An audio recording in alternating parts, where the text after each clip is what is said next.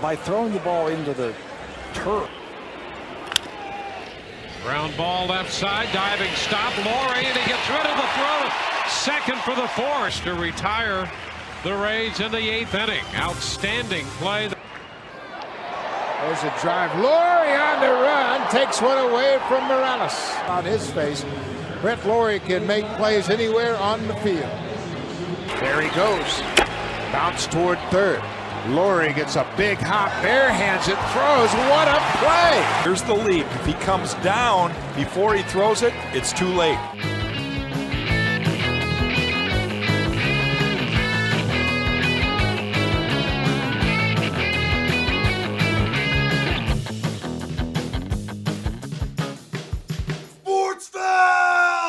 It is Sportsfeld Storytime. We are digging back into a really unique time as a Blue Jay fan. In between sort of eras, as I sort of would categorize what happens here. We're looking back 2011, the Brett Lawrie explosion. Brett Lawrie arriving on the scene, and we sort of said it before, is if you weren't there, you'll never understand that Brett Lawrie was pretty much immediately one of the most famous athletes in this entire city. The trajectory was like, this guy's going to be a multiple-time All-Star. He's going to lead the Blue Jays into their next generation of success. It'll be him, and it'll be Aaron Sebia, and it'll be Romero, and it'll be Jose Bautista. Will bring the Blue Jays back to relevance. Those were all reasonable thoughts, I have to tell you, in the summer of 2011. So I've been thinking about it since we recorded episode 1 last week. And we said a lot, and you just said that unless you were a fan of the Blue Jays in 2011, it's you just can't explain the Brett Lawrie thing because it was so insane. The best way I can explain it is when Brett Lawrie was traded for literally Josh Donaldson. There were people who were like, I don't know. Yeah, absolutely. And he wasn't even good by then. That was the power of 2011 Brett Lawrie. He came on and he was, he hit 293, 373, 580 for a 953 OPS, a 153 OPS plus. He hit 9 home runs in 40 games, 4 triples, 8 doubles, drove in 25, stole 7 bases. And it should be added, was like a highlight reel third baseman as well. He the hard charging diving plays. He would make throws like vertical. He'd be horizontal in the air, laying out, barehanding balls. He was just like a supernova at third base. And we had just had the E5 era where like Encarnacion could hit but couldn't play third base. And they had Scott Roll in there. So it was like, how are they possibly going to fix this? And Brett Lawrie was like everything you could possibly want that to be and more. Brett Lawrie's first game as a Blue Jay came on August 5th, 2011 against the Baltimore Orioles. He hit 9th and went 2 for 4 with an RBI. Father Tom is watching in Vancouver, and Tom, your wish has come true. Your grandson is playing in the big leagues. Up the middle, base hit. Lawrie is going to get an RBI as the first run of the ball game will come in for the Blue Jays, and Encarnacion scores. And how about that? And that was all we need to see. He drove in a run on us. He singled in the second inning to drive in Encarnacion. And the thing about Lawrie is because of the Canadianness, because of the way he played, and because the Blue Jays were a game above 500 in August when he showed up, it was just like, this is appointment viewing now. Yes. It was just so exciting from game 1.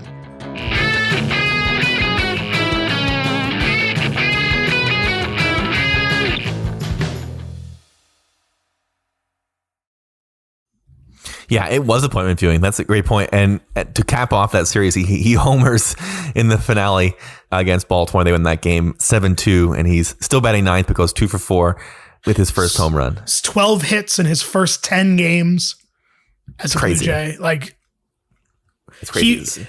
It wasn't just that we thought he was going to be like, I feel like how you laid out the game was too small for the expectations. I know. In August of 2011, which seems crazy today because, like, he played fucking 40 games. Let me ask you this: Where were you August 2021 or 2011? Because that's funny. I have a really, really crystallized memory of this time, and Brett Lawrie plays into it. Like, there's a Brett Lawrie moment that I will remember for a very long time, and it really crystallizes sort of me in 2011 at that point. So where were you in 2011? I was in my parents' house for the most part in 2011. I moved back to Toronto from Montreal after getting dumped in July of 2011. Okay. So like, as we do when we're down, we latch on to our sports and especially our baseballs. And the Blue Jays weren't particularly exciting in 2011. But I remember the Brett Lawrie Mania because it was like in July, or I guess it would have been in August. I didn't remember when. Somewhere around the start of Brett Lawrie, they acquired Colby Rasmus. Right. And then Brett Lawrie showed up and Jose Bautista was hitting. And it was the Blue Jays in 2011 were a very important team for me because it was one of those things I could sort of throw myself into after being heartbroken and moving back home and all those things. But it was also sort of one of my ways of being like, I'm back in Toronto. Like, I can root for the Jays again, and the games are on television every day in bars. Yeah. And I can go to the games every day if I wanted to, because we were averaging 13,000 fans a game. And it was just like, but the 2011 Blue Jays were a big part of me reacclimating to Toronto. Huge. And like restarting my life in a lot of ways. That's awesome. Yeah. And Brett Lawrie, what better way to be reborn than in the spirit of Brett Lawrie? I mean, right. But that was it. It was like, he had until the So What Fuck You team, there was no one more So What Fuck You, maybe still in Blue Jays history, than Brett Lawrie. Yeah. I mean, he was so ridiculous. Like, for better and for worse. He'd make a big play and then he'd just like scream his way through the dugout, like smashing people's hands with high fives, absolutely top of his lungs screaming. Like, he played at 150% speed at all times. He would crash into railings. He fell into that one pit at Yankee Stadium. The pit catch or non-catch, I guess. I feel like if that happened, I think in 2014, when like he was kind of on his way out. If that happened in 2011, like, I remember the reaction being like, Jesus Christ, man. Like, if that happened in the season we're talking about, it would have been on posters. Yeah.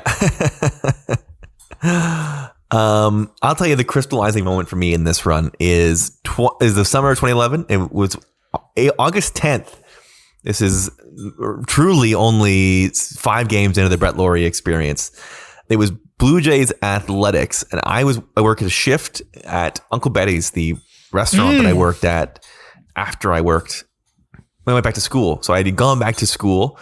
I had given up my Blue Jays path in life at the time. I was like, I'm going to be a television producer and produce the Jays games. That was sort of my first trajectory. And then I was like, I'm going to go to comedy school, completely alter my life, turn it upside down, and be a waiter again at 26. It was okay. Gutsy. Love to see it. But remember, I worked. Who amongst us hasn't completely upended our career at 26? Of course. It's the year you're supposed to do it. Worked a shift that night, and then I would occasionally, on my way home, I would stop in at a restaurant and order. I honestly got a Boston pizza at Eglinton. I would go in and I would order this salad and a beer just to sort of eat solo. I don't know if you've ever eaten by yourself at a restaurant, Jake, but it's excellent. It's excellent. And I will say, as someone who has also served before, I completely understand the desire to just go sit by yourself for a couple hours after a serving shift. And not bother my waiter. Just feel like, hey, I need beer and a salad. I'm going to pay for this immediately, and then I will just disappear. And yeah. I will give you the cash I just earned from doing what you're doing. Absolutely right. And then go home. So it is a 3-1 game for the Athletics, and Lawrie comes up bottom 6, I want to say. Still hitting 9th, by the way. Still hitting 9th. And they go to the bullpen. They bring in Craig Breslow. He gives up a single to Aaron Hill. Aaron Sevilla strikes out, if you can believe that. And then 1 out, bottom 6. Brett Lawrie comes to the plate, and I am, quite literally, I'll never forget this, I am getting up to leave the restaurant, and I stop, and I literally say, oh, I need to hang on a second. Laurie's about to hit a grand slam. Long drive left field. Willingham back at the wall. Grand slam home run, Brett Lawrie. I stop and I turn, and he absolutely no doubts it into the left field corner. And it was like, that's what it was. It was like, first of all, I can't leave the restaurant before seeing Lawrie hit because it's going to be exciting. And he's obviously about to hit a game winning home run and put them up down from down 3-1. And he absolutely, he did. And he would double in his next at bat in the 8th. He was just he's absolutely electric. It was everything you could possibly expect. And then I also remember later that summer, would have been September, because it would have been the first week of September, because I would have been coming back from school, because I would have been walking back from the subway. I was walking back from the subway, and I saw somebody I had used to work at Sportsnet with, somebody that was this guy that was a flash from my life I had just given up, that Brett Lawrie sort of helped represent. And he asked me about Brett Lawrie. He was like, can you believe it? Can you believe this guy out of nowhere? And I was like, he's born to be the biggest superstar in the city. I don't see any other possible way this can possibly turn out. We were just standing on the street, just gushing about this guy. So ridiculous. But he was the toast of the town. August, September 2011. He was the only guy anybody talking about sports. I think that you phrased it perfectly. It felt like he was destined to be basically kind of what Kyle Lowry is today. Right. He was destined to own Toronto. Yeah. And for 18 months he did, which is crazy, but it's such a funny sort of footnote in Blue Jay history, in the sense that it wasn't successful in the end of it. It didn't really do anything for the team in a lot of ways, but it was just the biggest thing in the world. It's especially weird to me in retrospect after the 2015 and 2016 Blue Jays, after the last 5 years of the Maple Leafs, after the last 9 years or 7 years of the Raptors, how massive this was, because at the time, Toronto had nothing. They had traded Halliday. There was zero expectation for the this Jays team. were bad. TFC were bad. The Leafs were bad. The Raptors were bad. The Raptors Bosch was had I think already left at this point. The Leafs were dog shit, and TFC were terrible. The Jays were it was just, it's one of the only of my early 20s Toronto sports unifiers, even though the team was still pretty bad. Mm-hmm. No, but it brought them to something they hadn't had even throughout Halliday. He was sort of the comics comic where you had to already really love baseball to get why it was fun to watch Halliday.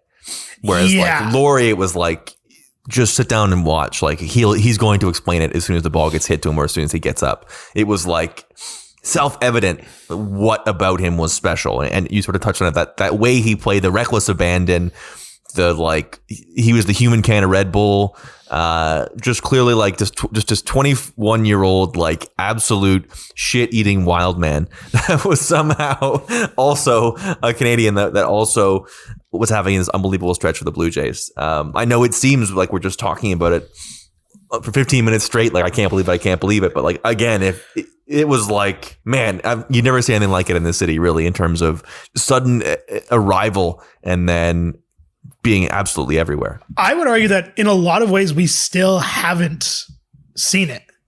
Yeah, it's funny. The only guy that I would put near that, hilariously, is Josh Donaldson.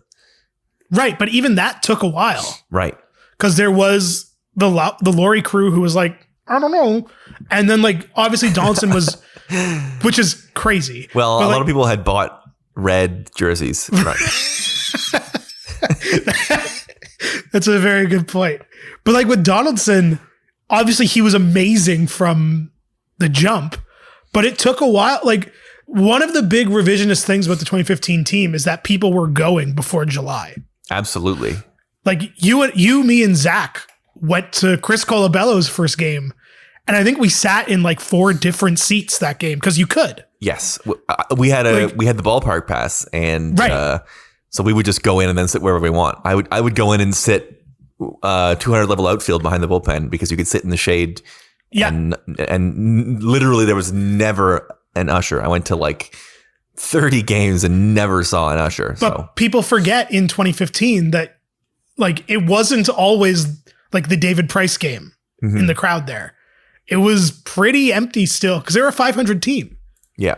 So like I feel like Donaldson I think became what Lawrie hype was. Like by the end of the season he was untouchable. But I remember I went to the game 1 of the Raptors Wizards series that the Raptors lost.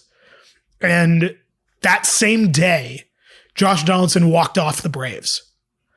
And we were literally walking past Skydome as he hit the home run. Because we were hoping to get to the bar to watch the end of the Jays game after the Raptors game. Because the Raptors game's at like noon. Because it's game 1 in a Raptors series. And I feel like Donaldson walked off the Braves and people were like excited and happy that he was so good. But it was like May and everyone was kind of bummed with the Raptors game. And people were like, oh, Josh Donaldson's, I remember being in the bar and people being like, Josh Donaldson's cool, but like, I don't know. Like the Blue Jays, like Brett Lawrie, that Blue Jays team sucked. Well, it didn't suck, but like they weren't that good. And then, but like people were just like, Brett Lawrie. Yeah. Anywhere you went, you were like, did you see Brett Lawrie today?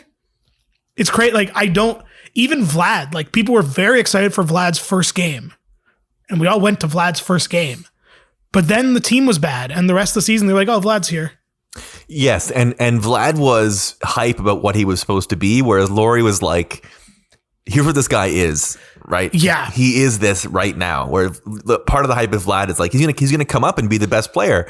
And it was like, Lawrie, before he arrived, was like, they're going to call up Lawrie. And it's like, oh, cool. I don't know what that means. And he finally arrives and like, oh my God, this guy is like a piss-soaked firework. Like, unbelievable.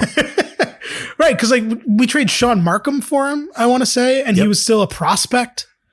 So it was just like, all right, they're calling up the Canadian guy. Right. Like who amongst us had been watching Brett Lawrie in the minors? You know what I mean? It's a different time. You never paid any mind to what Brett Lawrie would have been doing in the PCL. And we also had to just learn to not trust the PCL was the second time. Right. Anyway, we're going to dig in next week, talk about the peak of 2011 Lawrie Mania. It's September 5th, 2011 at the Rogers Center, a Monday afternoon game against the Boston Red Sox, a nail-biter, an extra inning game. And we'll deal with it and talk about it next week on Sportsfeld Storytime.